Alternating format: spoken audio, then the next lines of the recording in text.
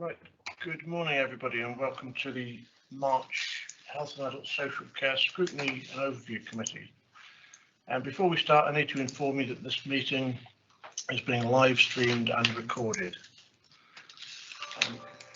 Item 1 on the agenda, apologies for absence. I've got Councillor David Minnery, we've got Councillor Ed Towers standing in.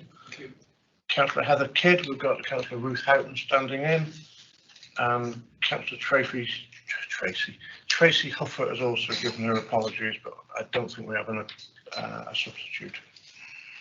Any other apologies? I think everyone's here. Thank you. Item 2 is disclosable pecuniary interests. If you have anything to declare, either declare it now or indicate during the meeting if it comes up later. Item 3 is minutes of the meeting held on 28th of February. They have been circulated. Move the minutes, Chair. Thank you. Thank you, Chris. And as a seconder, Nick. So, all those in favour that we accept those minutes? Thank you. Right, on to the main business. Item 4, we've got a public question from a Darren Charles, who I can see on the screen there, so welcome Mr. Charles. Thank you. Do you want to fire away and with your question? Okay. Back in January, my 12-month-old daughter stopped breathing and had a seizure, and it took over 40 minutes for an ambulance to arrive to Ludlow in South Shropshire. Since then, we've started a petition that's now got over 6,000 signatures.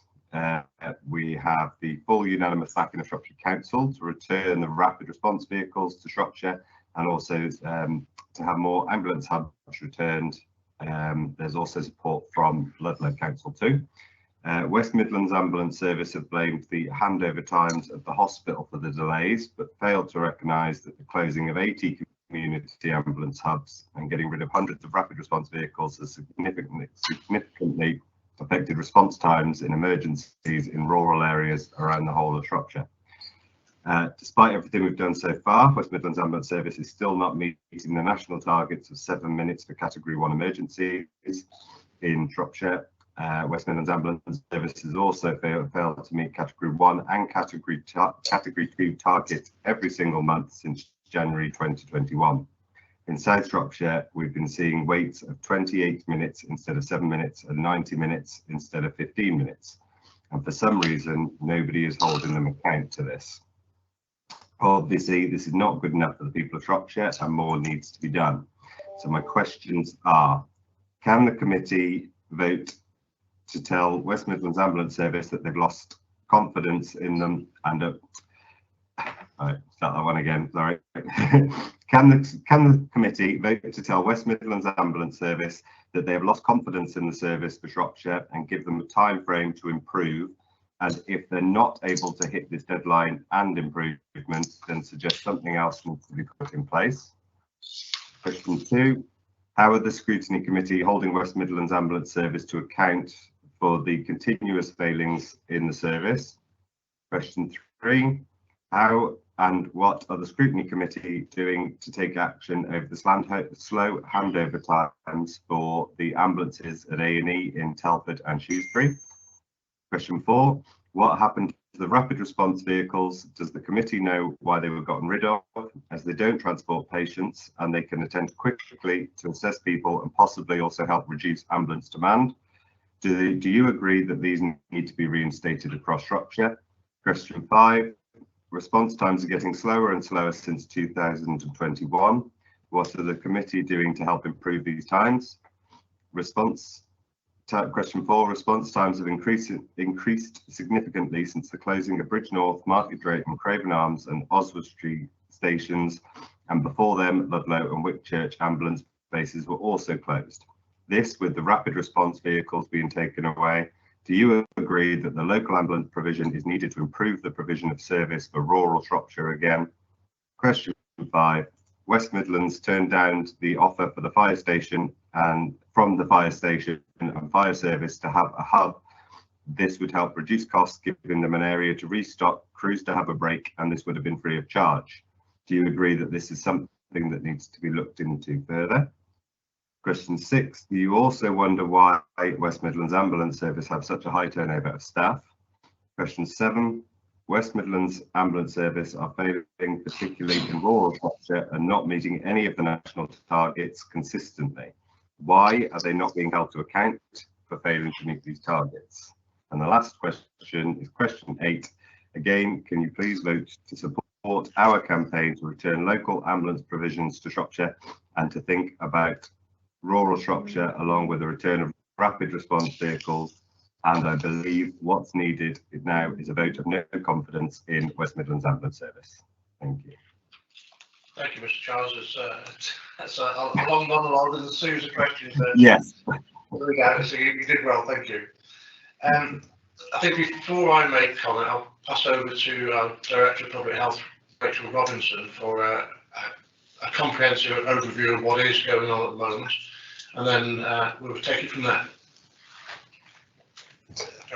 Hello, Chair. It's Daniel Webb here, Overview Scrutiny Officer. I'll read out the answers on behalf of the Director of Public Health. The committee would like to thank Mr. Childs for his questions on this very important issue for Shropshire. In response to question 1, can the Scrutiny Committee tell WMAS they have lost confidence in the service for South Shropshire and give them a time frame to improve? Both the Shropshire Health and Adult Social Care Overview and Scrutiny Committee and the Joint Health Overview and Scrutiny Committee have expressed their concerns over ambulance performance in and across the county consistently over a number of years. In response to questions 2 and 3, how are the Scrutiny Committee holding WMAS to account for the failings in service, and how are the Scrutiny Committee taking action over the slow handover times for ambulances at A&E? The Joint Health and Overview Scrutiny Committee are now taking the lead scrutiny of this issue on behalf of both scrutiny committees. At the meeting on October the 14th of October 2021, West Midlands Ambulance Service presented a report on the service and submitted data to the committee, which included response times by postcode, the closure of community ambulance stations, poor performance, delayed handovers, the use of fire stations, and the improvement plan for emergency care. The full minutes of the meeting can be found at the link, which will be copied into the minutes of this meeting. At the conclusion of the discussion, the Chair said that the committee had no concerns regarding the closure of the community ambulance stations, which would result in an improved service.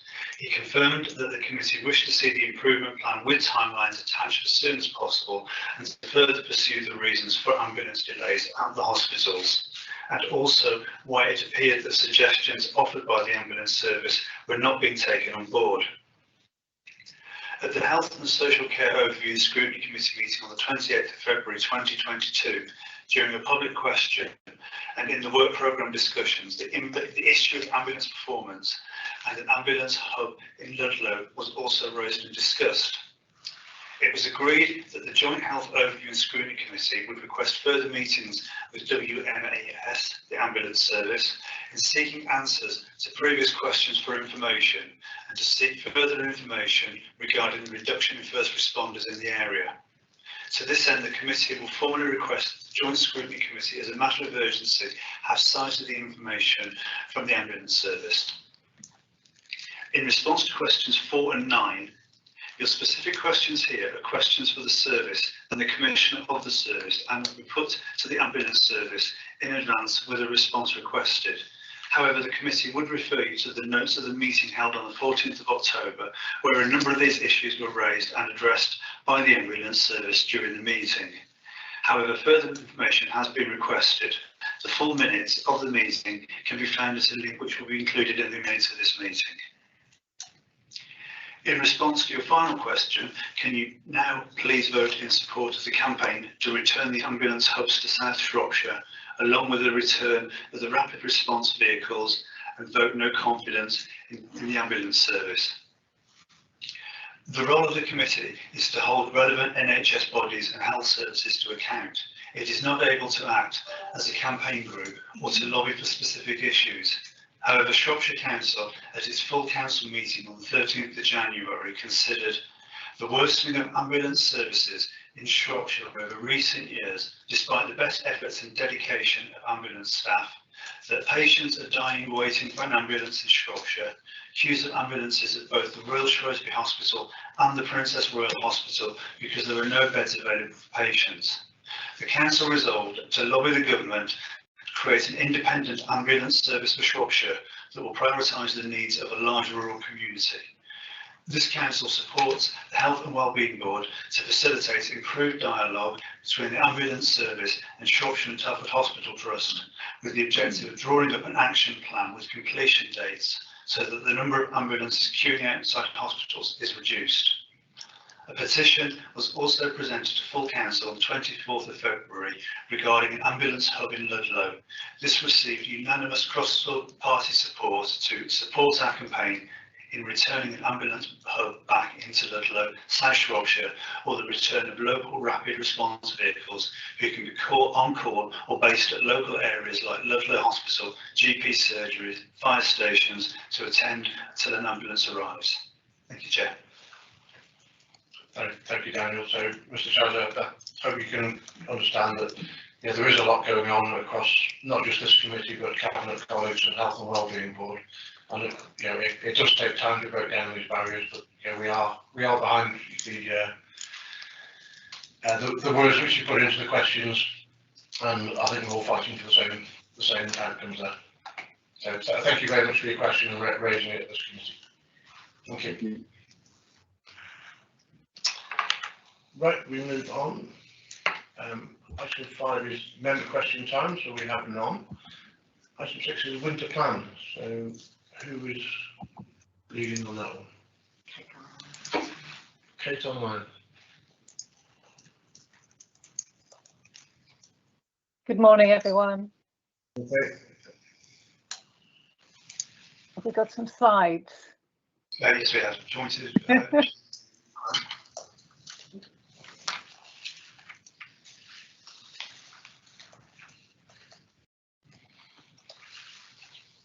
Thank you, Daniel.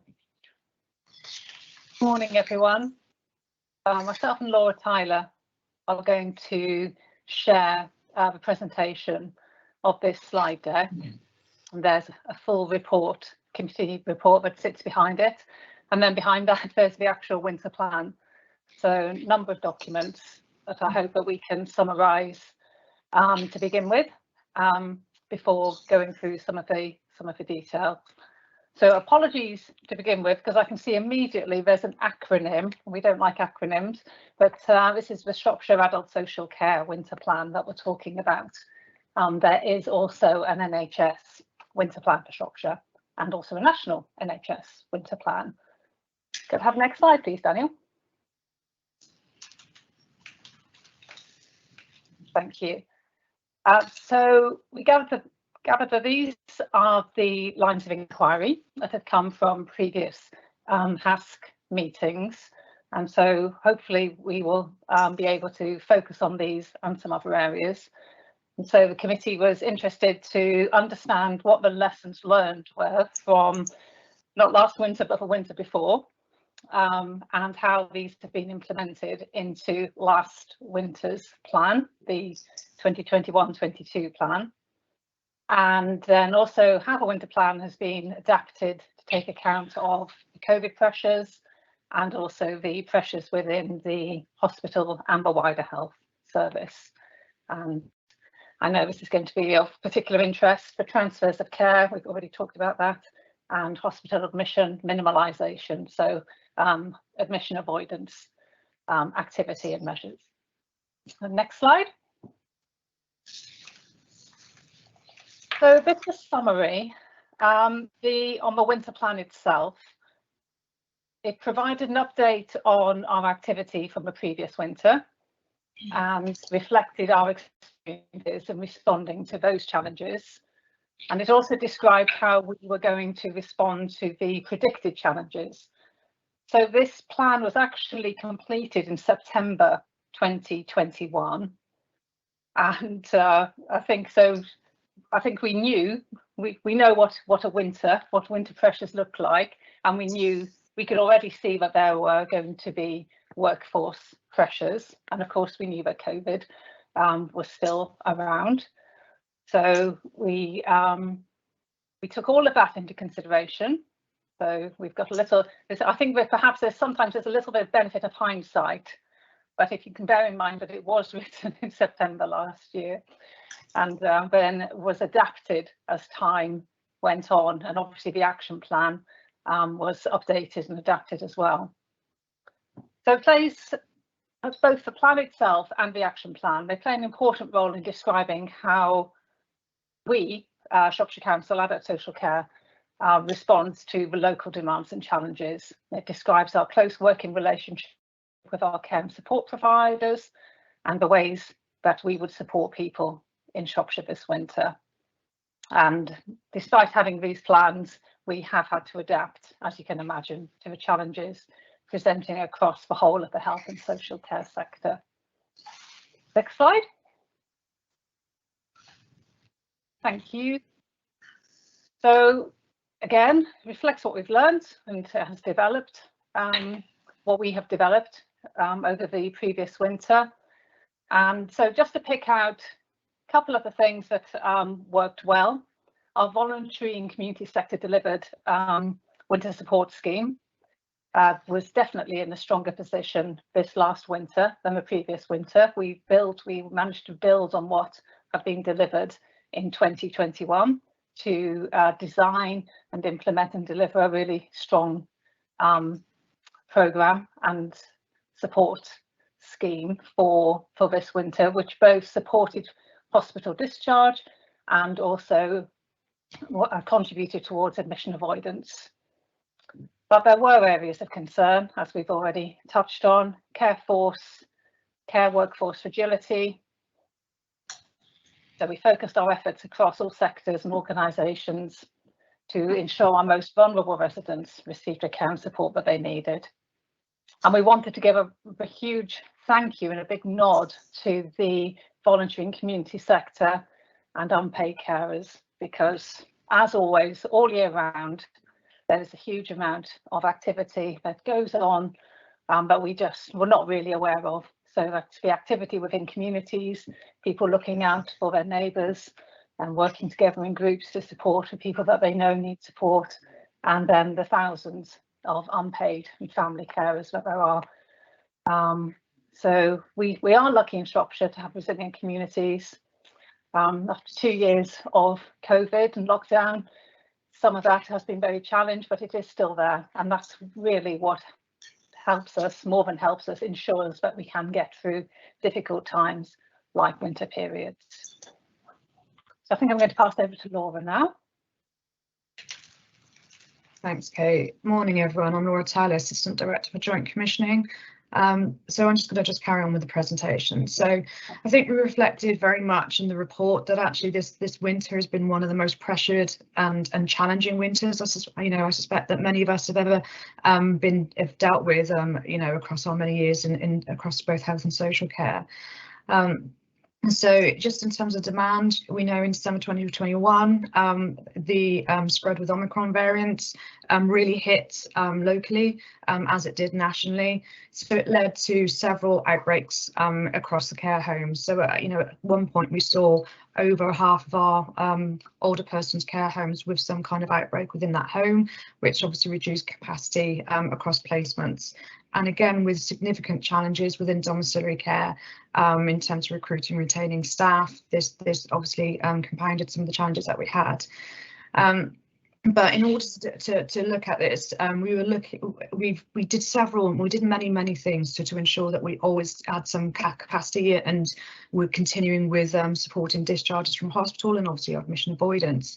So we looked at purchasing some additional beds. So we already, as part of the winter plan, you'll see that we had 16 winter beds, block beds that we put in place early on in the winter. One of the things that did work is that we had those across several different locations, which was really helpful in terms of outbreaks. But we did get some additional capacity We were very fortunate that we also managed to commission some designated beds as well, which, you know, for many other areas they weren't able to do that because of the market wasn't so receptive to have those. So those designated beds are for people who are COVID positive, and it has to be a CQC inspection, and they have to be passed as designated COVID beds, and go through many different checklists to ensure that they're safe and ordered to discharge. So we did have 5 locally and another 10 beds over at Wellbeing. We also looked at increasing capacity across our enablement team on start, so our in-house service. So we brought on some additional capacity through some agency work, and to support and bolster some of our team capacity to support and keep, you know, transfers of care moving. Obviously we're learning from this winter to develop an individual demand and capacity model. And so one of the things that we're looking at, certainly for this year, is looking at how do we bolster and how do we improve the bereavement support, and look at how we really bolster the admission avoidance work that we're doing it across the community. Kate's really described a really good, you know, the voluntary and community sector winter programme, and I think Kate actually had probably I think a good over 100 more referrals this winter compared to the previous winter. So that's something, it's a really good model and approach that we want to build upon. Next slide, please.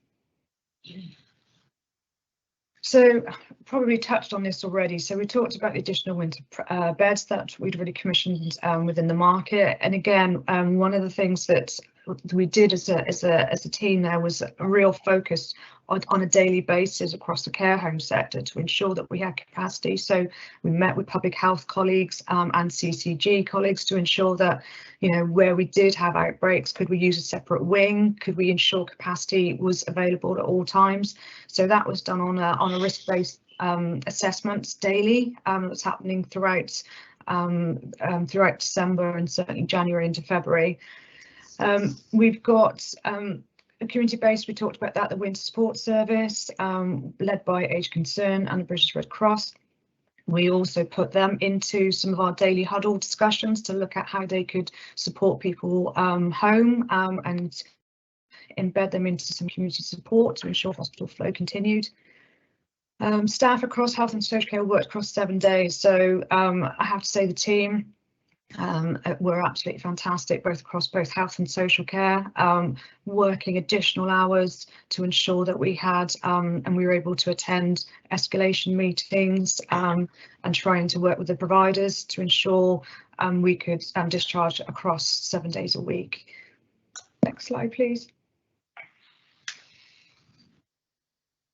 So just in terms of capacity, so I've talked a bit about some of the additional capacity that we commissioned. So we talked about some of the bed place.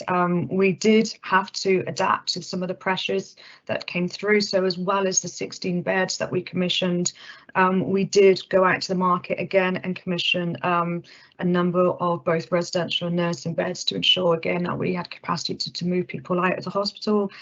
But in terms of some of the wider system work that we're doing to try and increase capacity, because we're all aware of the workforce pressures, which is also a national problem, not just a Shropshire problem, working across retention and recruitment. So we're doing a huge amount of work at the moment across the market, so linking in with system-wide recruitment and looking at particularly fund initiatives with Skills for Care to ensure markets are aware of opportunities to improve their recruitment. So they've done some live links around how they can, you know, some good practice, best practice in terms of recruitment and retention.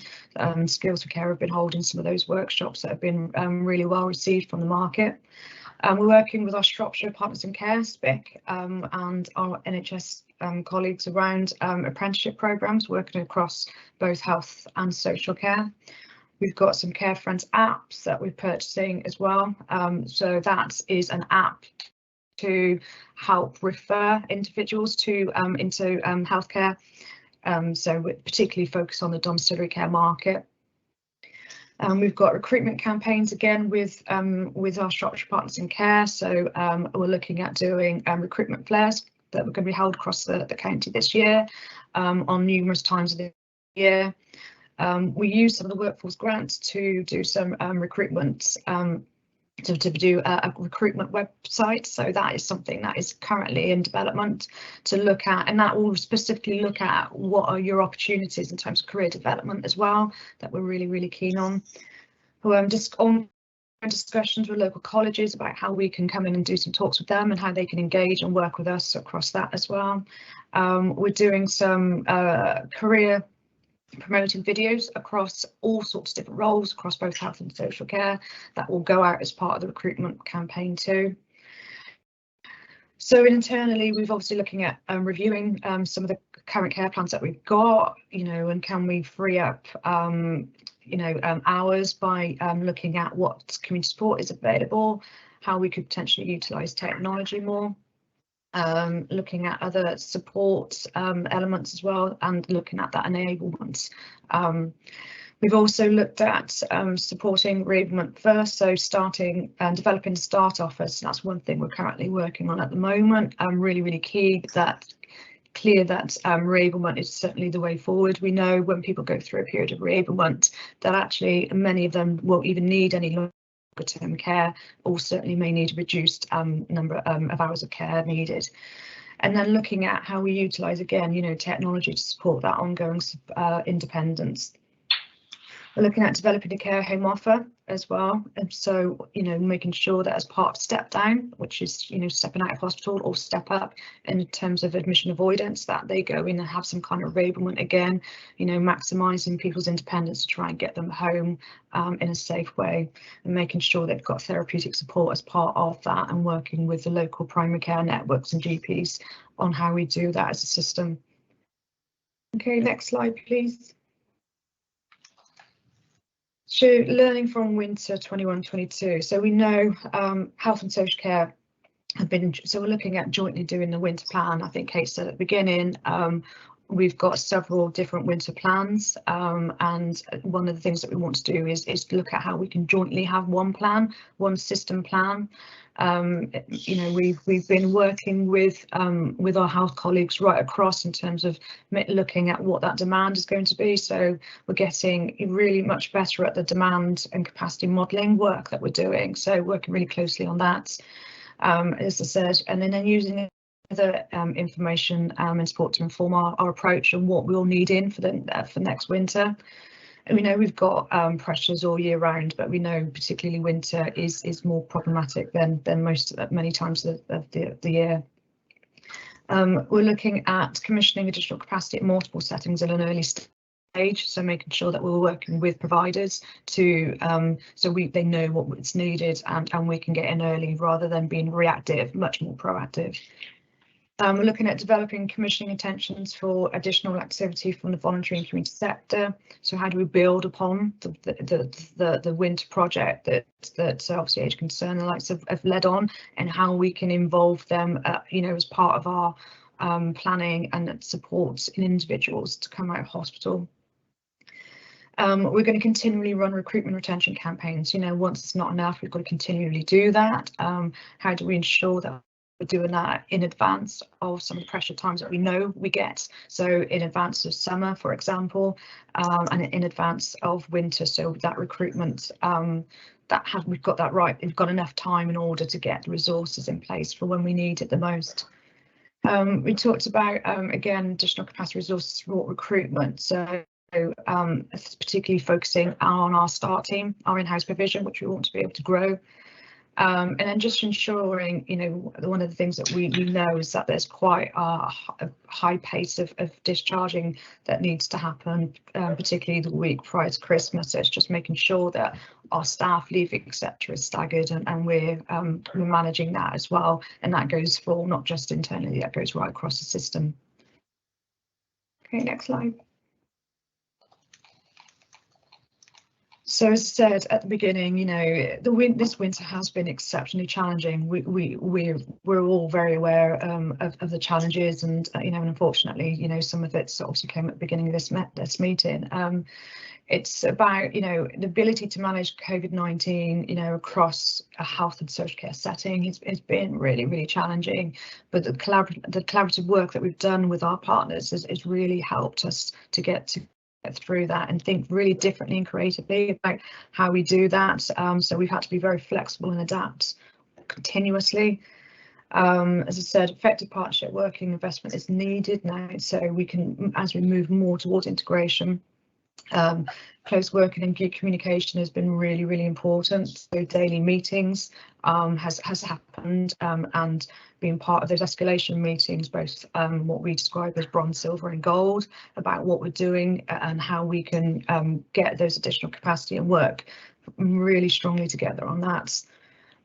Again, you know, our focus must be on developing that reablement model and supporting people, whether it's hospital admission or whether it's supporting them coming out of hospital. Then just looking at much of the activity, it still involves Shropshire's care providers. So again, picking up on what Kate said and acknowledging the importance of the voluntary and community organisations and the unpaid carers that do a huge amount of work. So, and it's about how we can support them to do that, facilitate that much, you know, and never underestimate how much they do, you know, as part of the system. So a lot of work, as I said, has been going on across the system, and the staff have gone really above and beyond to support that.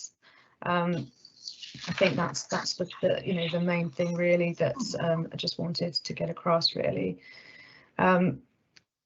And you know, and a lot of work again, as I said, around admission avoidance. So we've got a large project that again we want to develop and build upon, working at a local level with clinician support as well as our therapeutic support to ensure that we avoid people going into hospital in the first place, which again is a really, really key area for us, and we want to develop further.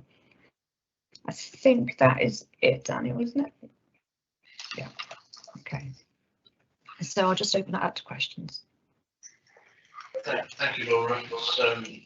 It's evident from the last, well, certainly the length of the pandemic, the challenges have been significant for the council and its partners. I think, you know, a huge thanks to all the team who've managed with the workload and the challenges which they've had to deal with, because they've done a sterling job as they continue to do so. So I think well done to all the team as a starting point.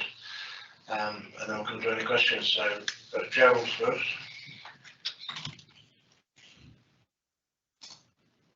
I don't know whether I need to declare an interest here, because I'm going to talk about my problems and my wife's problems during this last winter.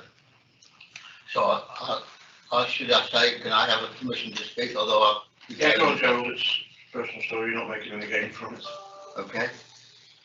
Well, first of all, I looked at what's happening there, and I agree it's been a very, very difficult winter. But my wife fell down and broke her ankle. She was taken to hospital and stayed in hospital 12 weeks because they couldn't get a package of care free at her home. So she took a bed up there for an extra, she needed to be in there maybe a week. So she took up probably 12 weeks of hospital time, which was a fortune. She said she couldn't come home because she needed a package of care for 2 people twice a day. She was there. I was concerned about her mental health, because in the hospital she had no television. She was isolated from each bed because of COVID. I couldn't visit her in hospital, and she was there with probably a telephone, if the telephone was charged, and that was not always the case. And it was, I think, pretty dire. Now, it's nothing to do with what you've got planned. It was a very, very difficult time for everybody. I mean, COVID did mess about the winter tremendously. But extra care costs for boosted capacity. Why don't we use family carers and pay them? There's family carers there who can't care for somebody because they need to earn a living whilst their loved ones are ill. So maybe they work at the supermarket or shops or anywhere else for that. If we can pay them instead of them working to look after their family, that would be much cheaper, and we'd probably get a better deal because they would look after them with greater care. We'd certainly look for additional capacity in residential nursing homes, but that's very, very expensive. What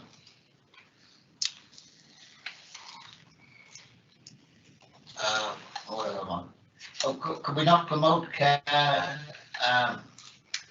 opportunities in local schools and colleges?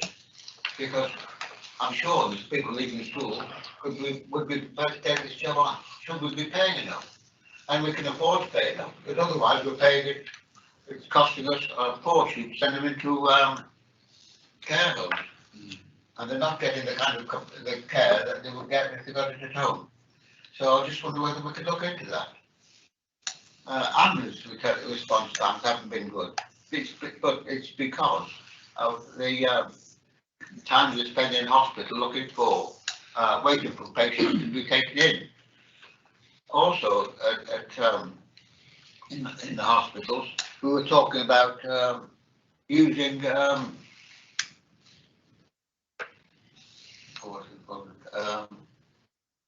first responders.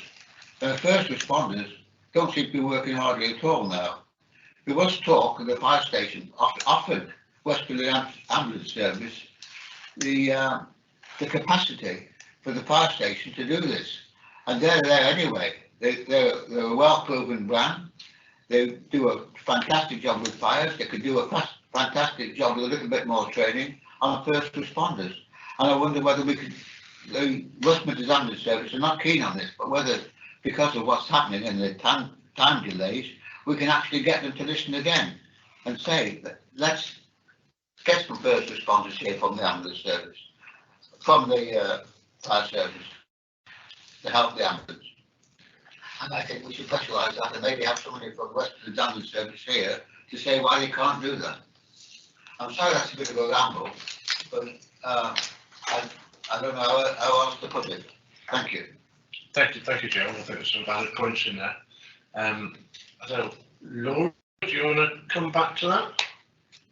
Yeah, absolutely. You know, yeah, and I'm sorry that Councillor, you had that experience, and I hope your wife's doing well now. I think I absolutely agree with you in terms of the schools. So that's part of what we're doing, getting into the colleges, getting into the schools to say, there's real opportunity. I think people don't realise, the breadth of some of the roles that they can do across both health and social care. So it's really trying to promote what a great career it is, and maybe also give them opportunities to come and do some work shadowing opportunities, as well as obviously the apprenticeships and the like. So yeah, absolutely something that we want to do. Just in terms of the first responder, I think we talked about from the fire service. I think, is that what you described? I wasn't aware of that as a that the fire service were doing that. I think what I would say is that there's been real pressures across workforce across all of the services. So I think that also may have been potentially problematic. I know one of the things that we have done as part of, if we couldn't get people home, with the domiciliary care, that they have done a respite, so a short period of time dining in care homes, whilst at least we know that they've been looked after and cared for. It's not what we want to be doing. Clearly, we want people at home, we want them supported at home. So that's the thing that we need to ensure and we build upon now as we move forward. And that's part of the work that we're doing around additional capacity and looking at being really creative and doing things differently. We have talked about and did have a carers kind of grant that was offered in hospital as well to some. It hasn't had a huge take up, but maybe that's something that we just need to look at, review, and see if we can do anything with that as well. And just looking at other areas in terms of what other best practice that they may be doing that we could also implement locally. So a huge amount of work is going on, and clearly there's more for us to do in terms of trying to think differently and creatively and work with our health colleagues on that, really. So hopefully I've answered most of your questions, Councillor. Just one more thing. Is it possible to get in contact with West Midlands Ambulance Service and see why they won't accept the fire service offer?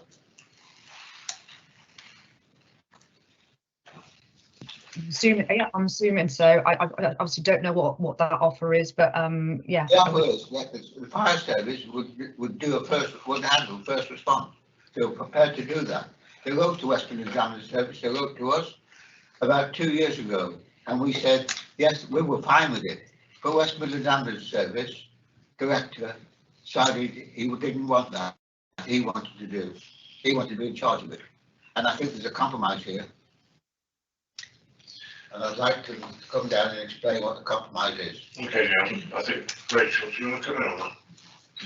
Thank you, First, thank you for the question. I think, given the previous question that was raised from a member of the public, and I think the committee's previous conversations around this, I think that's one of the questions that we need to put through joint task back to West Midlands Ambulance Service when we call them in. I believe they may have answered this question at joint task, but I think to put it directly to them once again would be very helpful. And I know we're going to send some requests out to the ambulance service ahead of the meeting, and I think this is one of the issues that we could include within that, and ask for some clarification around that. And Kate. Thank you, Chair. And I can see this has been a really difficult winter, and I can see behind the report there's been an awful lot of work going on behind the scenes. In order for us to better scrutinise what's happening, certainly in terms of the hospital, and that's been the kind of big issue for for the council really, is the ambulance waiting times. I think there is a public perception that it is, that the issue is slow discharge from hospital, and we've just had an example from one of the councillors here, a real life example.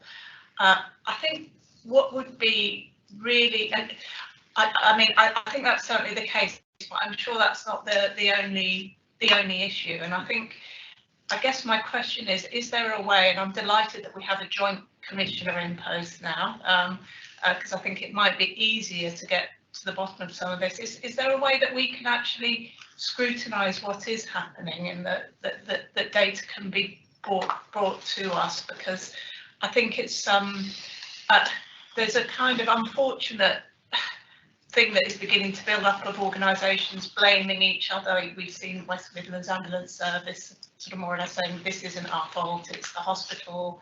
It's easy then to say, oh, the hospital say it's not our fault, it's social care's fault. And I'm just wondering whether there's a way that we can better analyse what is actually happening, because I can see, in the winter plan from last year, there's some excellent initiatives being done by Shropshire Council, in terms of reducing the amount of time people are staying in hospital. I can see that there is good work going on by Shropshire Council, but it's just quite difficult to analyse exactly what is going on. And on the back of that, I'm also wondering, you've talked about the additional commissioning that's gone on to try and stop the crisis happening this winter. Has that been purely Shropshire Council funding, or have health been involved in that joint funding as well? So that's been a joint initiative. Thank you, Kate. Laura, do you want to start on that? Yeah, absolutely. Absolutely. Councillor, I'll just on the back end of that question, health have been commissioning, so we've jointly done that. We've jointly supported designated beds, the additional care home placements, and also the additional domiciliary capacity that I talked about earlier on. So that has been certainly put in place and supported from health when we've worked together on that. I think one of the things, I think you're absolutely right in terms of looking at what are the stats telling us, but we also need to understand, I think, the journey of somebody being discharged, particularly it sounds odd, but it's a very complex situation, thing to discharge somebody. There's multiple things that need to be in place, in order for somebody's discharge to happen. And I know as a system that what we're doing at the moment is looking at some of those themes that may have prevented that from happening, and how we as a system are going to address those elements, and things like the discharge letters. We know the medication, making sure that people have got transport home. So there are multiple things, and I think perhaps if we are going to look at it, we need to look at the data side as well as what are we doing as a system to address those and to ensure that smooth discharge happens. And there's a huge amount of work being done on that, I have to say. And so we're working closely with our colleagues on that. So I suppose I'll describe it as a chain, isn't it? Every link has to be strong and working in order for that link to happen. So yes, I mean we can think about how we want to present it in the future. But I think, you know, absolutely jointly maybe that we do it together with health to show all the actions that are being done across the system, because there is a huge amount of effort going on, I have to say, in order to try and do this. But so many pressures have come, particularly this year, and workforce pressures have been quite significant this year. I don't think we've ever again seen, you know, that the hospital the numbers off with COVID that we've ever seen before, and even now, you know, we know that we've got significant COVID numbers at the moment, so things will ease as we move forward, and that will help a lot. But it's just a lot of work being done, I think, and maybe it's just how we present it to you, just to give the committee that assurance. Yeah, thank you, Laura. I think you touched on something there. You know, we all talk as though, you know, COVID is through and behind us, but with the huge numbers coming into hospital at the moment, luckily deaths not following through on that, but you know, the challenges are still ahead of us. On the work programme and all the work going on, I think everything that you've said, Kate, is being factored into both Joint HOSC and ourselves into that work programme. You know, Daniel and myself and have been working hard on that work programme to make sure that, you know, this committee especially is well informed of all the challenges which are out there, and then we can, you know, target in on that fact-finding interrogations from an informed basis. Going back to Gerald's point, I think it's very important that we get some real life examples in that to, you know, to bring it all to life and you know, help inform that process. I've got 3 more questions, so I've got Ruth, Chris, and then Ed. Thank you, Chair. Could I declare an interest, please, as a trustee for a learning disability care provider who would be impacted by the recruitment issues raised in this? So where do I start? Lots of questions. So I'll start with the rural issues first. And how are those rural issues being addressed with care packages? Whilst we've been in this meeting, I've had an email ping in that says 2 families in Colbatch near Bishop's Castle have phoned around 20 care providers to get a care package, get their mother-in-law out of hospital, and are unable to find a care package. So linked to that, when you're promoting the recruitment and retention in staff, which I fully agree with, how do you reconcile those council terms and conditions with those offered to the private care sector, and how are you sort of managing that whole workforce challenge, because it's sort of one group of people that are being sought after for care packages, including those being recruited by private funders who often recruit privately. Over the last few months, over winter, had people locally in Leominster Hospital for 7 to 10 weeks waiting for care packages, and I'm interested in how social work teams link into those out-of-county community hospitals to make sure those people are returned home quickly and discharged safely and with appropriate care. On a wider issue, how are some of the wider services from the council helping to address, or could be developed to address, reducing emissions? For example, had we had a harder winter than we've had, although we may get more this week, gritting of pavement, providing grit for local communities to grit to prevent falls. Fall prevention schemes that run throughout the year so that people are aware of how to get up and how to manage their mobility. How's that happening? Timescales for people waiting for equipment from hospital to get home and discharge home. A fellow councillor has had to wait a significant number of weeks for the appropriate assessments and equipment to be discharged home, so that's been very difficult, and it won't just be her, it'll be other people too.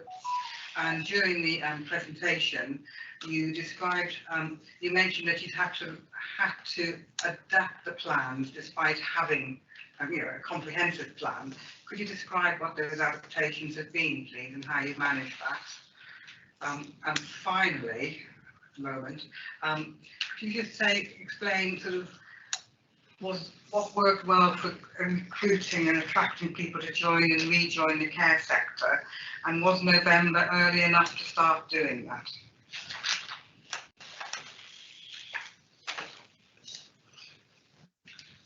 Over to you, Laura, because you're scribbling frantically there. Thanks, Councillor, for the questions. Just in terms of some of the, obviously the rural issues, I think that's part of the recruitment and campaign that we're looking at, and how we, you know, making sure that we are trying to recruit at a very local level, I think is really, really important.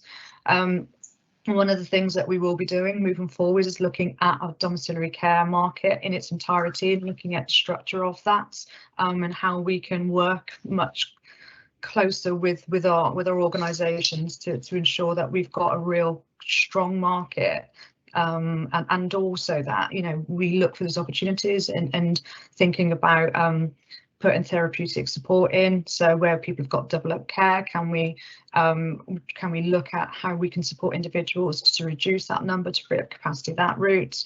How do we use technology to support people to live at home? How do we use some of the community assets that we've got, and how we link in with our, you know, a very local level with our primary care services and social prescribing to ensure that people are kept well. Really, really key. So there's in terms of what that, you know, the current model, we need to think very differently about what that looks like. So that's a piece of work that we're going to be doing, when we will be starting this year working with the domiciliary care market on that. So hopefully I've answered that question. I'm hoping I captured all of these, and tell me if I haven't. Just in terms of the how our staff link with out of county people with our clients in out of county hospitals, well, they obviously will do that in terms of the care planning. Probably Tanya will probably know better than I on this one from a social worker background. Answer that question, Laura. So any person who's in an out of county hospital, it's a responsibility for that hospital to contact the Shropshire Hospital social work team. There's often a delay with that information. When it comes to us, we allocate a social worker out to complete that assessment. And just to pick up the point that Jo had mentioned earlier, anybody that we cannot get home first, and that's always our home first strong model, we will always offer an alternative to that home first offer.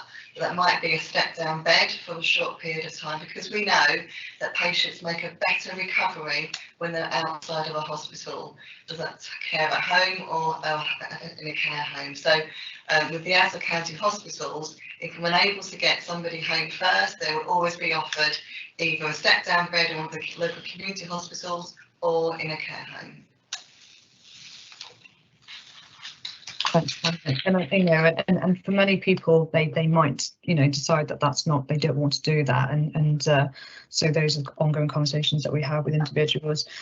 Just in terms of wider services reducing admissions, it's a really good point. We're doing some work with our housing colleagues around, you know, making sure that we've got homes that are fit for purpose, and thinking about how we can work much more closely with them and our registered social landlords, housing associations around ensuring that you know, our houses and our accommodations kind of fit for purpose, don't have loose carpets, for example, and thinking about our heating, making sure that people are warm and safe.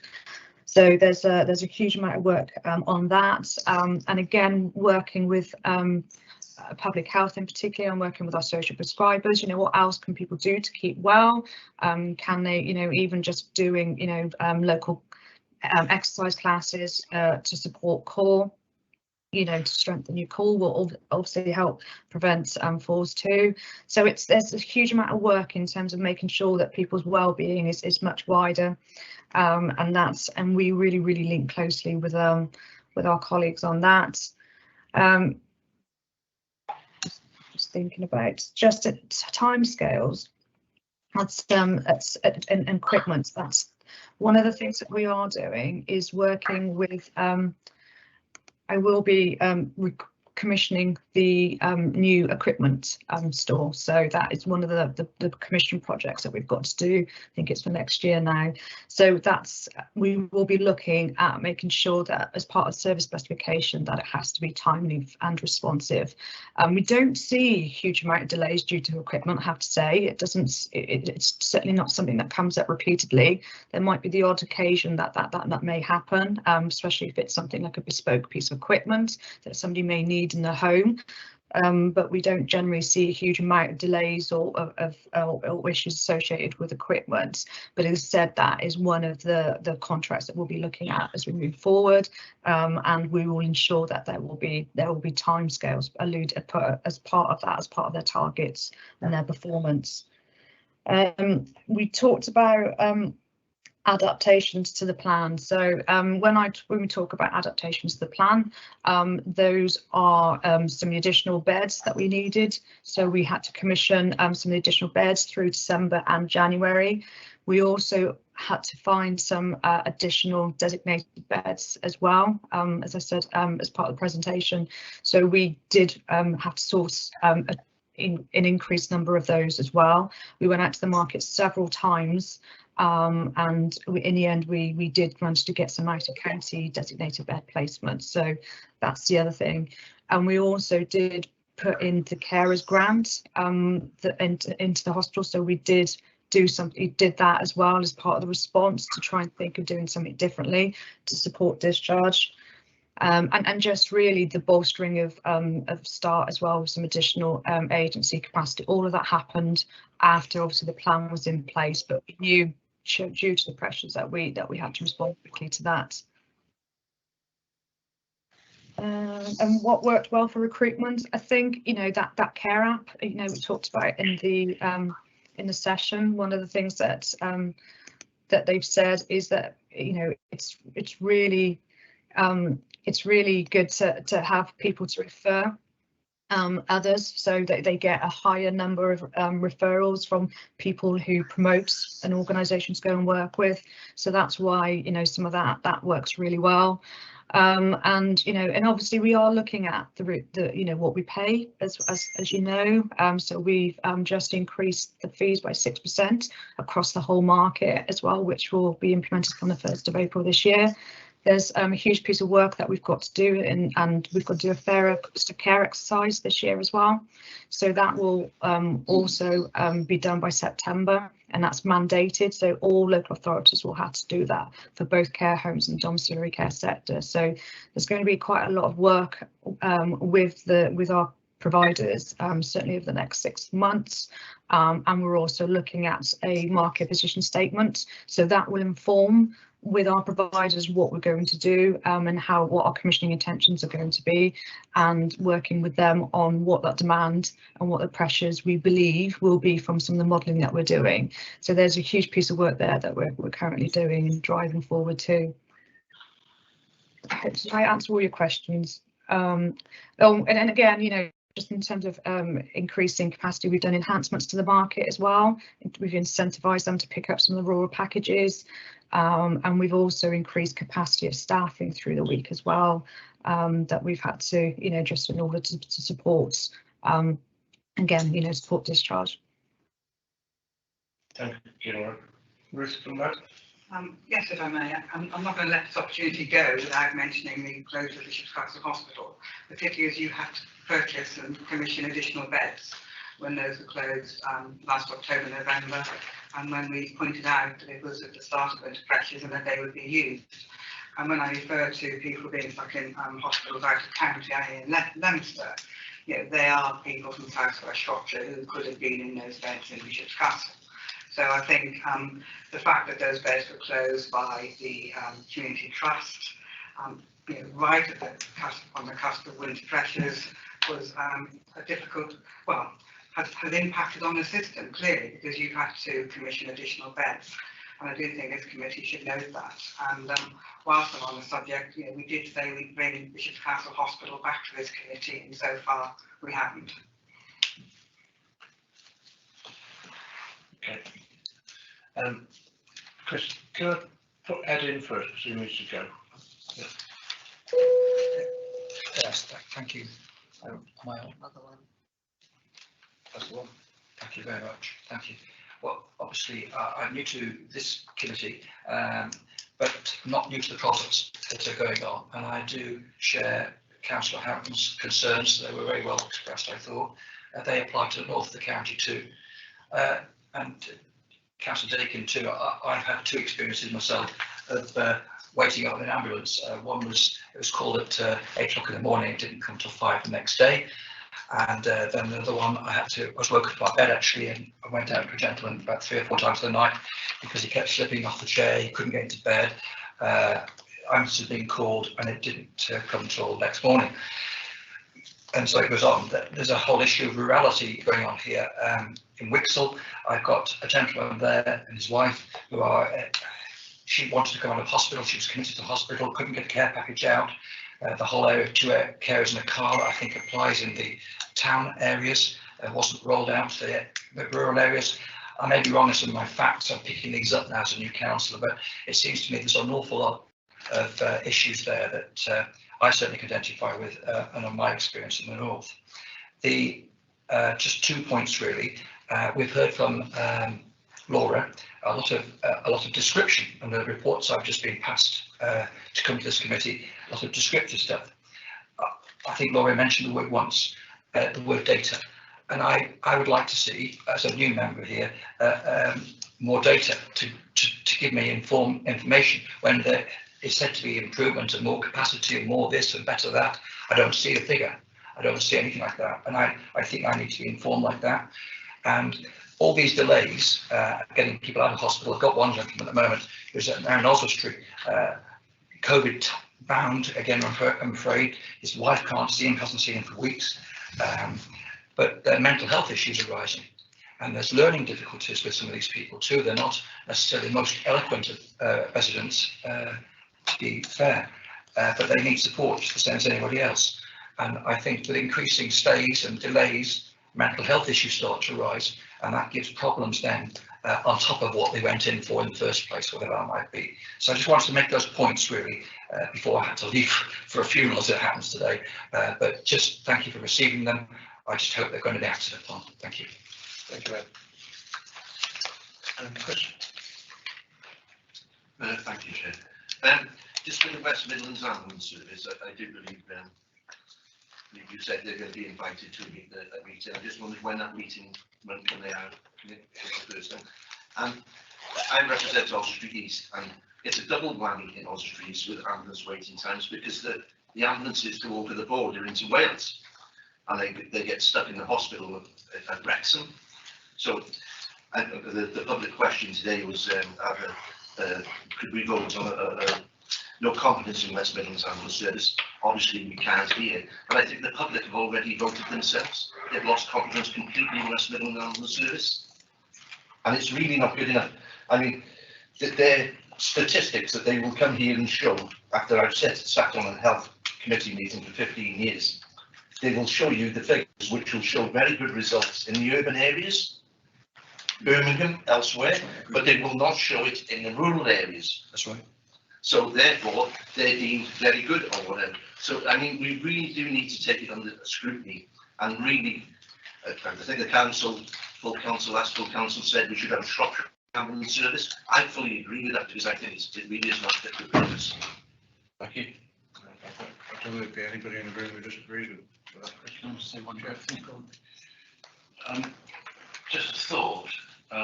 We've already got a ready-made trained resource, of trained nurses and trained carers in Ukraine. And it is very possible, because I've worked with a couple of companies that have been able to apply to have refugees that have the skills that they require. Can we not consider doing something like that? There must be thousands of people that would be desperate for a job, and we're desperate for employees. So to me, it makes good sense to try and glue them together. Is that something that we could please consider? Is it feasible? Good question. Who wants to pick that one up? I'm sure it is feasible. I mean, this system actually has brought in a number of individuals from India and so forth, and are training very well in terms of they're not transferring their Indian nurse qualification over to the English nursing qualification. If there's a way, there's a will, or will is a way. Just to kind of wrap up a little bit, if I may, Chair. So I think data's been mentioned a number of times, and that's absolutely right. And it's data across the whole system, which I think is what I'm hearing this morning from committee. So we've certainly got the data around emission avoidance in terms of how we're supporting people to remain in their own homes across the system. There was the data inside the hospital in terms of how many people we are supporting out of hospital and where they're going. And again, that's across the system data that we can absolutely present to committee. And then there's the data around where is the individual after they've left the hospital. So we look at both 3 months and 12 months in terms of, is there somebody gone back into hospital with the same condition, or are they back at home and stayed at home for those kind of important 3 months? So I think it'd be really important, Chair, if we can bring that paper back to this committee. In terms of demands and capacity, across the health and social care system, we look at demand and capacity on a very regular basis. So when the winter plan was brought together in September, it was cut on a certain data. Obviously the Omicron data screwed a lot of the information. It was recut again at Christmas and then again in the spring. And if I'm right in saying this, Laura, I think this week we are likely to see a peak in the hospital in terms of the current wave of COVID. So there is a cross-system working group always looking at demands and capacity. And where we need to add in capacity, we will do. And we have been funded that as a council from the CCG. And going into the next 3 months, that funding has been extended in light of the current situation with the current COVID. Nick, first. Thank you, Chair. If I could just back up what Tanya has said and last couple of speakers have said. I mean, as Tanya will know very well, in children's services, there is data on everything. It's kind of minutely, and it's great that it is monitored and checked and measured in that way. We don't seem to have that with this in this setting. It's great to hear that all this work's being done, but unless we know how successful it is it improving? And you can only do that if you've got some sort of data, and that's what we haven't had. So, simple point. I mean, I absolutely agree. We need more data, and we need to be measuring things. Thank you, Chair. Go on. I'm the Health Watch representative here. I'm relating to a personal experience over the Christmas period of a friend of mine who was in his early 80s, very ill, and I'd taken him to hospital. I'll try and keep it short. Hospital after 5 hours in waiting at Telford in A&E. He was admitted, and it was found out eventually that he had lung cancer. They were decided to discharge him, and I'd rung him. It's a funny thing. I rang him on my mobile phone, and I got through, but he didn't hear me. But I heard him being asked the questions. What could he do when he went back home? Could he walk up the step? Could he get into bed? He lives on his own, don't forget. And I was convinced from listening to it that it was too readily accepted what he said. And he admitted to me he made sure that he got back home, but no special care package or anything was done. And for a week, he just had a neighbour who was very good and myself going in regularly to make sure he was okay, because all he was doing was getting out of bed and lying on a settee all day, then going back to bed, and he wouldn't have eaten anything if we hadn't been there. So can I just ask, does this happen very often, that the readiness to discharge somebody when really they should have kept him in? In fact, he died a week later. We found him in bed where he died.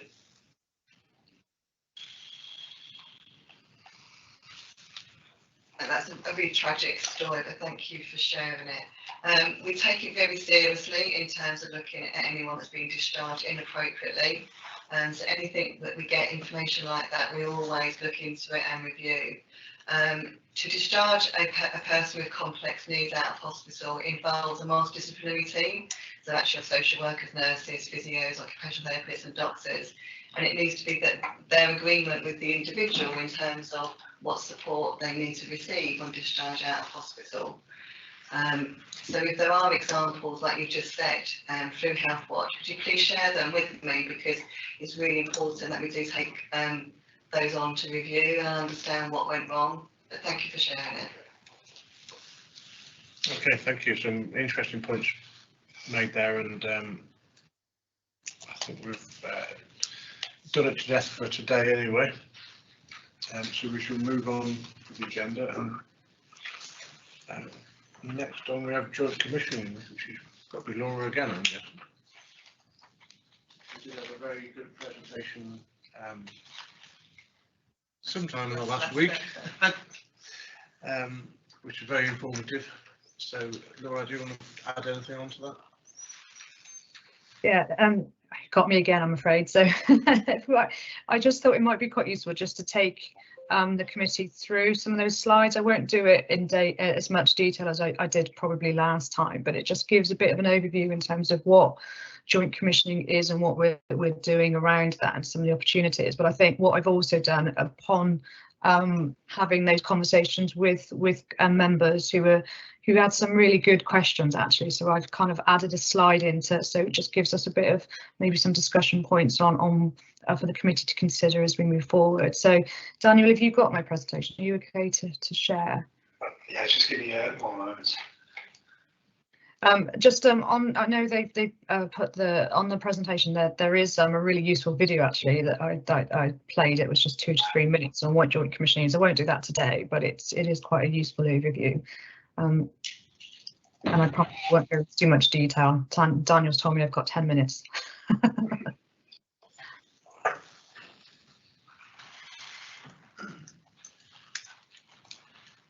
Okay, brilliant. Thanks, Daniel.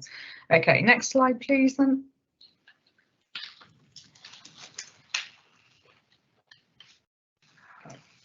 So just, I'm not sure if this is the up-to-date one, Daniel, actually. Is that the one I sent you yesterday? Yes, the one you sent me yesterday afternoon. Good. All right, we'll run with it anyway. So for many of you, you're obviously aware that over the past few years, many councils have certainly moved to an all ages integrated approach, certainly recognising a whole family approach at a very local level. And really, this is aligning with some of the national strategy, really emphasising the need for integration. Next slide, please, Daniel.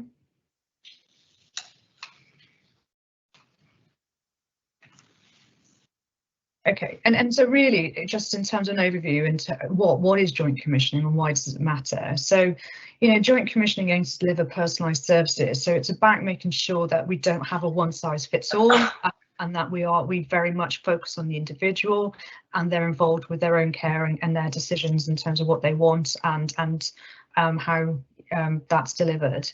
It's around transforming people's experiences from fragmented, I'll get my words out, to coordinate care through service redesign and improved pathways. So the work that we're doing at the moment is very much working with our health colleagues, looking at how those pathways are streamlined and also easy to navigate for the customer, because that's what we're doing it for.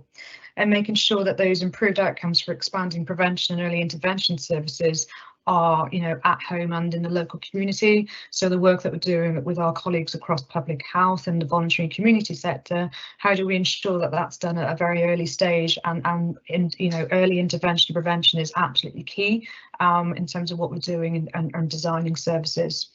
And then obviously, it's, you know, the concept of it is really to you know, to reduce efficiencies and reduce waste and service duplication. Next slide, please, Daniel. We know in terms of what makes good joint commissioning, so system leadership, a really good structures for joint commissioning. You know, you've got a joint role here, we've got other joint roles, you know, across both health and social care that are hosted by Shropshire Council, and actually you're very forward thinking and from that perspective, and some of the other local authorities have not moved to that position yet, but I suspect that it will happen more and more as we move forward. So thinking about how we might do that with the structures, so we've got our Section 75 agreement. So that is an agreement between a local authority and health, and how we deliver some of those services collectively and how we pool some of those budgets, which is done via our Better Care Fund. And processes for joint commissioning, so it's working with local providers, our clinicians and service users to shape that service of delivery and integrate some of those models. So everything that we do, we look at what do people think about the services and how they can feed into that, ensuring that, you know, we are meeting people's needs as we move forward. And, you know, again, and I think, you know, you're absolutely right to challenge on the data. How are we utilising that data and evidence in terms of designing those services? What's the demand telling us, what the numbers telling us, so we can really think ahead about how we meet the needs now and in the future. We talked about how we work with our community sector, so thinking from an asset-based approach. How do we incorporate some of our local resources and work with the voluntary and community sectors around that? So we've got, you know, a good example of that is that we're looking at redesigning some of our day services and how we can incorporate that to a much wider audience and think about a whole family approach. Next slide, please, Daniel. So we know just some of the national strategy, there's been a lot of national policies and national strategies that have come into play at the moment. Many of you would have seen the NHS long-term plan and more recently the health and social care integration, so joining up care for people, places and population and people at the heart of care. So the adult social care reform white paper, so that's a 10-year plan. But essentially what they're saying is, you know, we are strong, you know, stronger when we work together and united in our purpose and resolve. So it's looking at how we can successfully integrate our planning and commissioning and delivery and coordination of some of these services to ensure they're seamless and support people to live healthy and independent and dignified lives, which that word dignified is really, really important. And just making sure that we're improving outcomes for the population as a whole. Next slide, please, Daniel. I don't intend to read through any of that, but, you know, the key areas within the health and social care integration paper very much focuses on shared outcomes, improving health population, delivery at place, which we've talked about a few times, effective leadership and accountability, and those enablers, so the data, which again, you know, we've talked about how important that is, workforce, finance, so how we, you know, align and pool some of our budgets, and the regulation. So we were describing last week how the CQC will, from April 2023, will inspect the new integrated care system, so the ICS, and how that, as well as the local authority, you know, from next year. So that will be a whole set of regulations. They will be looking at how effective our leadership is and how clear the governance, etc., is around that and what impact we're making. How do we know that's making a difference? Next slide, please. So just talked a bit about how do we achieve that. So there's a range of proactive and preventative management of care needs, effective behaviours, including multidisciplinary teams, joint care plans and community-based services, and making sure that, you know, prevention and self-care. So how do we enable people to maintain or regain independence and improve their quality of life? Talk about multidisciplinary teams. How do we utilise people's expertise and skills and knowledge, and particularly as I described in the previous point was around how do we, you know, particularly support domiciliary care and embed them into some of that multidisciplinary working and with a clinician support. So that is a whole system approach, and that's something that we will be working on, as I said, we move forward. And how we plan and manage care jointly really is really quite key at a very local level. Next slide, please. We've talked about assessment and care planning, community-based integration services. So again, how are we enabling people to receive care closer to home? We've talked about some of the raw challenges that we've got around that. So, you know, for Shropshire, we've got particular challenges, probably more than some of the other local authorities, around how we assure a quality of care that's delivered across the rural county. So that's something as a commissioner, as a joint commissioner, we'll be challenging ourselves to ensure that we design services that enable everybody to receive, you know, the care that they need in their own home as our first position.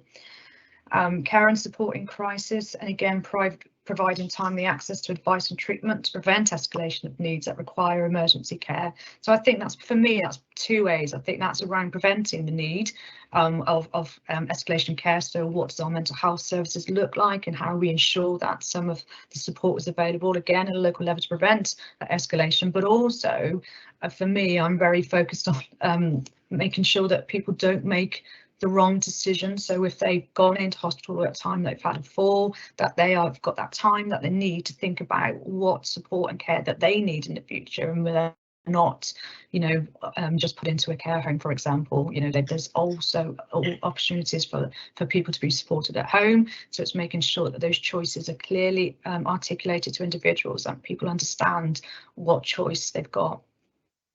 We talk about transition of care. Again, a smooth transition of care, ensuring people receive the right support in the right place at the right time. So again, as part of you know, a joint commissioning approach, that is in all ages. So I've now looking at children and young people's commissioning areas and thinking about how we can ensure that we've got the right services to support them at a local level. Oh, Daniel, you're just flicking through them. Right, next slide, please. Is that my prompt, Daniel, to keep going? No apologies, no, sorry. No, it's fine, it's fine. So just thinking about the integrated care system, so the ICS and what that will look like. So you know, this has been taken from the King's Fund as a diagram, which I think is quite a clear diagram of showing what the services will look like. It says that they will do that from April 2022, but for many of you are aware that that's been delayed due to ongoing COVID pressures across the system, and that now will be the 1st of July 2022 when CCG migrate to an ICS. But the conversations around what that looks like, and even this morning we're starting to think about what that governance is and how we're going to work together. We've already got some really good structures locally and some really good engagement and collaborative working across our partners that are already in place, and it's just how we all fit this together and emphasise some of the good working practice and making sure that we are really key and clear about what that means at a place-based level. Next slide, please, Daniel. So at the moment, you can see, you know, how many services and how many groups are involved in terms of operating at a local level around underneath the ICS, and you know, it's very vast. It's all ages, and so the challenge will be, how do we work collaboratively together to ensure that we're not duplicating and we're making much better effective use of the resources and the information that we've got, and how we can develop that further. Next slide, please, Daniel. So at the moment, that's the kind of structure at a local level that we're currently working to. So very much focused around, you know, the Health and Wellbeing Board in particular.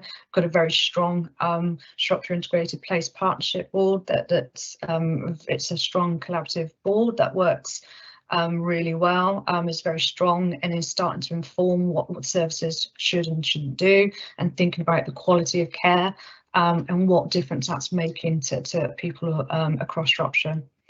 Next slide, please. So just thinking about what does that mean for Shropshire, and obviously, you know, we talked about, probably you've mentioned most of them already. We've talked about how we join up resources and make sure that we are being, you know, as I said, not building models from a commissioning perspective that is not one size that fits all. Where there's opportunity to do joint commission between potentially Shropshire, Telford and Wrekin, for example, it's about making sure that it's the right decision, it's the right thing to do. Most commissioning decisions will be very much place-based because we've got a different population, we've got different geographic areas, and it's taken all that into account to inform decisions and to form the model and practice that we need to take. We've got a really strong opportunity from the local authority as a People's Directorate now, as I said, as an all ages approach. You know, some of the complexities around some of the market engagement is very similar across both children and adults, and it's something that I'm obviously currently working with partners on at the moment. As I said, I don't plan to go through all those because I know time is ticking, and we probably want a conversation. But it's around, you know, particularly leading me on to the next slide, which is very much around that market management. So as we know that local authorities got a duty to manage the care market, it is a statutory duty under the Market Care Act 2014. Thinking about how we ensure that we analyse supply and demand, we manage that demand, we map that supply and develop what's needed as a system. So there's a huge amount of work that we're doing. I think I spoke about it earlier on around a market position statement that we're currently doing, and perhaps something that the committee may consider comes to this board to scrutinise in the future. But it's something that, you know, it's our way of showing that we are managing the market and what we're doing around trying to make sure that the needs of our population are met now and in the future. So what is it that we're going to see? Where's the increase? What are our commissioning intentions? So it's a document that we're doing at the moment from an all ages perspective, and we're also looking at from a joint perspective with health what that might look like at an ICS level. I think one of the areas of joint working that we particularly want to do is for those who are maybe a bit more complex, because the numbers for both Shropshire will be smaller and will be for Telford and Wrekin. So sometimes that is a bit more complicated from a commissioning perspective and meeting needs, but when you do it together and collaboratively, then we've got the economy of scale then to do some good work. Next slide, please, Daniel. So just some of the things that we're looking at from a joint commissioning perspective. Again, I don't intend to go through them at the moment, but it's the key priorities of making sure access and choice to the right services, investment in early health and prevention services, making sure we make use of resources, and also really importantly that the provision is high quality care. So, you know, one of the things that we talked about last week was very much making sure that whilst we design these services, making sure we're monitoring and we're evaluating quality of care provision is really important, and we mustn't lose that as part of the work that we're doing. It's a really important element of that. Having high choice quality care for our residents is absolutely key. Okay, next slide please, Daniel. So I'm just thinking, just these, I've added the slide in as well, because I think, you know, we had some really good discussion at one of the pre-meets that we had, and around looking at what the opportunities and challenges of joint commissioning are, and what is the role of the council in the joint commissioning, particularly around the governance and making sure that we're involved with those decision-making processes. How are we ensuring that's collaborative across the system? How do we monitor impact? And that's a really important challenge for us, because obviously, as I said, we will be inspected next year, you know, and the three words will be impact. You know, what are we doing and how do we know that we're doing the right thing? So those are just things I just thought we may want to talk about, but happily take any questions as we move forward. Okay, Daniel, that's fine. Thank you, Laura. Questions from the floor? Kate, start off with. Thank you very much. And my head's slightly reeling from all the change that's going on at the moment. And that's partly what this question is going to be based on. You know, we've got the new ICS partnership starting up. Sounds like July now. We've got the new white paper coming in. And we still have a kind of crisis in terms of workforce. I guess one of the positives of it is it sounds like there's more of an emphasis in the white paper on partners having to share data, and I'm just interested in hearing a bit more about that, because as a committee we've had some real problems getting people to share data with us, you know, and we repeatedly ask for data, in particular from our health partners, unfortunately, and we don't receive it. So I guess this question is kind of like, I suppose, partly concerned because you cannot mandate or legislate for good collaboration. That has to happen at a local level. And to date, we haven't had the best collaboration at times, you know, and information sharing. We've got the Ockenden report being released this week that suggests a kind of level of secrecy over what's happened within our local hospitals. recent CQC report on then suggested there wasn't good sharing of data from our health partners. So I've got a level of concern about how we do form those partnerships when we clearly have some real problems locally in terms of sharing data. But does this new act give us an opportunity perhaps to get more data from our partners? And sort of tagged on to that, I know it's all very new, but could the CQC inspection help highlight some of these problems that we've certainly been having in Shropshire if we continue to have those problems? I think we're all hoping it's okay. It's not just data either, is it? Laura?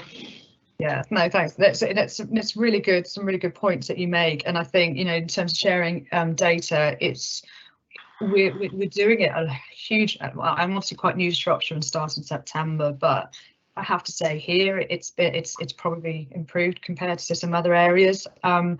We're doing a lot of more joint dashboards, I describe them as, so where we're looking at some of the joint information that we've got across the system, data and information sharing protocols and stuff we're developing as well. What they're saying nationally is that there will be much more effective tools and data sharing protocols which will help us as a local system to do that in a much more comprehensive way. I think, you know, I described it, I think the other day, is that we're on a bit of a journey, you know, and I think it's about looking at what information that we've got and how we're also reading that data. I think is just as important, isn't it? And I think that's probably why people get a bit, sometimes become quite angst about information and data going, you know, into different people. So it's around interpreting that. So one of the things that we're doing, I think Tanya talked about it earlier, actually, around the demand and capacity work that we're doing that jointly.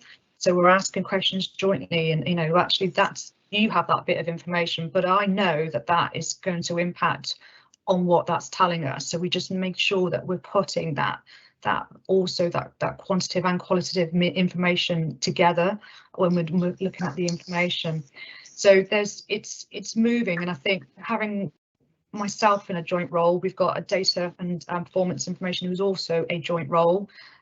I think we're going to see a lot of change around, and we are seeing that, you know, a lot of far greater move in terms of sharing that information and data as we move forward. But it will always continue to be a challenge, I think. We're going in the right direction with it, and as I said, there's quite a lot of pockets of some really good working collaboratively based upon some of that information.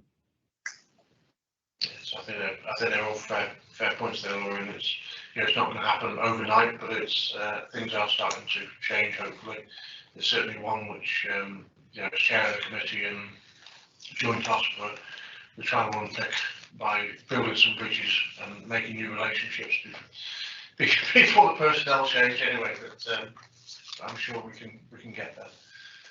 Any more questions from the floor on this point? Okay, come back on. Thanks. It's a separate question, but thanks for that reply. I do hope the data flow improves or continues to improve. My second question, I guess, is around, and you made a reference to it in your final slide. It is around capacity, and just, you know, I really like a lot of the ideas in you know, certainly the integrating care paper. I like the sound of a lot of the suggestions they're making there. But the reality is we do have a recruitment problem. How easy is it going for us to be able to bring forward some of these changes? There's all sorts of pressures on health in terms of finances, and, you know, to give you a specific example, one of the things I really like about the integrating health and social care white paper is looking more and more at what local communities have in already and trying to build on those strengths. You know, and that's good for both urban and also for rural areas. And yet the direction of travel seems to be, so the white paper says, let's make the most of our local communities. but the direction of travel in health seems to be to cut away services. So we've heard already about the ambulance hubs, we've heard about Bishop's Castle Hospital. In Shrewsbury, there is a discussion about potentially closing up to 8 GP surgeries and turning it into one super hub. And that seems to be the exact opposite of place-based commissioning, where you're actually closing down community resources, making people travel. And so while the ideas in the white paper I support, the reality for us on the ground in Shropshire appears to be the exact opposite of that. And so how, I guess it's like there's this fast pace and change and these grand ideas, but how do we actually manage to I suppose I'm struggling to see how it's going to happen when I see the reality of what's happening to them, certainly in terms of health locally. Cheers, thanks, Kate. Any comments on that, Laura? I think it's absolutely really important, and I think that's one of the reasons that on the, you know, certainly the last slide, it's thinking about what that governance looks like and how we as a system have got that chance to challenge and to be at the table when we're making those decisions, because, you know, that things are changing at pace, you know, and what we don't want is a system where, you know, the governance doesn't work for everybody. It's got to work, and it's got to look at how we streamline some of that appropriately. It could become very complex. That's not what we want. We want a governance and a process and a system that is, you know, we're still going to be held accountable for delivering, you know, services across Shropshire. And if we need to look at what that escalation and what those risks are as a system, and be involved with that in those discussions at the table. And I think, you know, the local authority has got a very, very strong voice there, you know, and a really key player at that table. We've got some really good representation at those system level, and I think that's where we need to play, and say play, you know what I mean. But that's where we need to ensure that we're strong. And we are holding any decision like that to account, and making sure that that decision's been taken in collaboration and in consultation with the public. So one of the things that the ICS are doing, for example, at the moment, is looking at what that in that framework of what I'm calling it, a participatory kind of framework, and how we're involving people in system decisions and how we are taking some of that information into account. So that's where we need to make sure that those are strong and robust. And I think that's a role for us to ensure that is there, and we make sure that people are held accountable for these, you know, pretty significant decisions that will be made. And, you know, and this won't be the last one, won't, you know, there'll be many different decisions coming forward, I'm sure, on various different things. So it's changing at pace, but that's, you know, that's why that governance and those boards and representation is got to be really, really robust and clear. Okay, thank you, Laura. We'll bring Tanya in. Thank you, Laura. And just to add to that, I think as a system we are in a strong position. I think having Laura as our AD for Joint Commission is a really strong position to be in. We've also got a Joint Commissioning post for partnerships, that's Penny Basin, that's also a new post within the Shropshire system. And these are jointly funded posts between Shropshire Council and Shropshire Temple and Weekend CCG, but it's only the start. For this to work, you know, we do need to ensure that Laura and her team are the right capacity to meet that demand going forward. And I think to add, we can't carry on as we are as a system. You know, the deficit is huge, as we know, in the NHS, and we're aware of the quality issues. The council is in a strong position in terms of their commissioning experience and knowledge. So now with Laura as our AD, I can only see this progressing at pace over the next 12 months. And as a council, we are in conversations with the CCG around how we do things differently even further. So Laura's mentioned all age commissioning, but also as we look at different ways of working across the system, this only gives us more more strength really in developing this really strong joint commissioning team. Good stuff. Yeah, can I just say, yeah, thanks for that reply. And I have to say, I am really pleased with this appointment and that we've got a joint commissioner, which isn't something everybody else has. And I do recognise that we're working towards improving things. So thanks. And just on the GP commission, we've got that on the work programme for May anyway, so we'll do that in more detail then. Ruth. Thank you, Chair, and thank you, Tanya, for that response there. My question is still on governance, and I did ask this at the briefing. I'm still struggling to understand how individual NHS provider organisations will be held to account when their trustees and boards make decisions which may not be in the direction of travel of the integrated care system. So in Shropshire, we've got the Shropshire Integrated Place Partnership Boards. It's only a relatively new board, and again, we're one of the very few systems in the country that has moved forward in recognising that Shropshire is not just one place, but many places. And Telford have got one similar, they're called TWIP, and that's Telford and Winkin Integrated Place Partnership. The governance does need to be worked on further. What we are doing as a council is making sure that we have got a really strong voice there and that we're not being dictated to by central NHS. So there will be an integrated care board of which the local authority has seats on the table. But the vision I see for Shropshire, making sure that local decisions are made locally, and will be at the Shropshire Integrated Place Partnership Board. And again, I think it would be good as we move forward over the next 12 months, Chair, that we do bring briefings to this committee around how the ICS is working, because come July there won't be a CCG, and we need to work through that. And in my previous summing up, I said we can't carry on as we are. Well, we can't. And we do need to have that left shift, ensuring that we've got local resources for local people. So let's have a future briefing, Chair, if we may, just in terms of ICS and around SHIP and how that evolves and how this committee can keep track on it. Yes. Okay, so moving on again. So item 8 is the work programme. Daniel, the paper's been circulated. Thank you, Chair.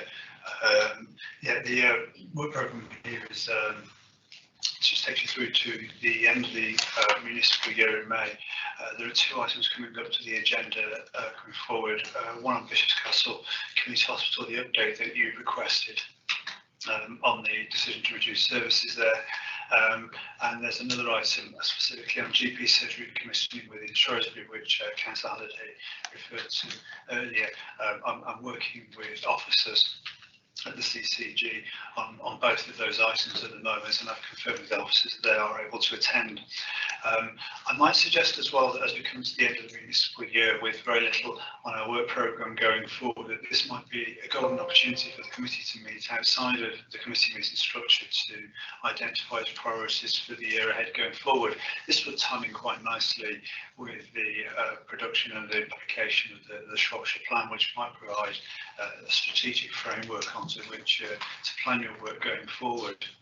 If the committee are reminded to do that, I will arrange that for some time in May after our meeting in May. Good, thank you. I don't know who's first there. We'll give Nick a run. Thanks, Joe. Very quickly. Just obvious question.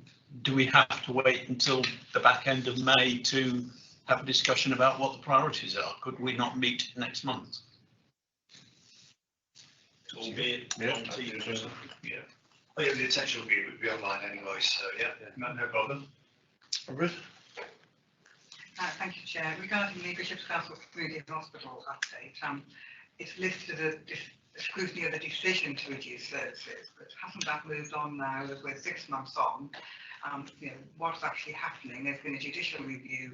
They've admitted it was unlawful, but they don't have to reopen the hospital. So I do think the scrutiny item needs to be a bit wider than just a decision to close, and look at what services will be provided from Bishop's Castle.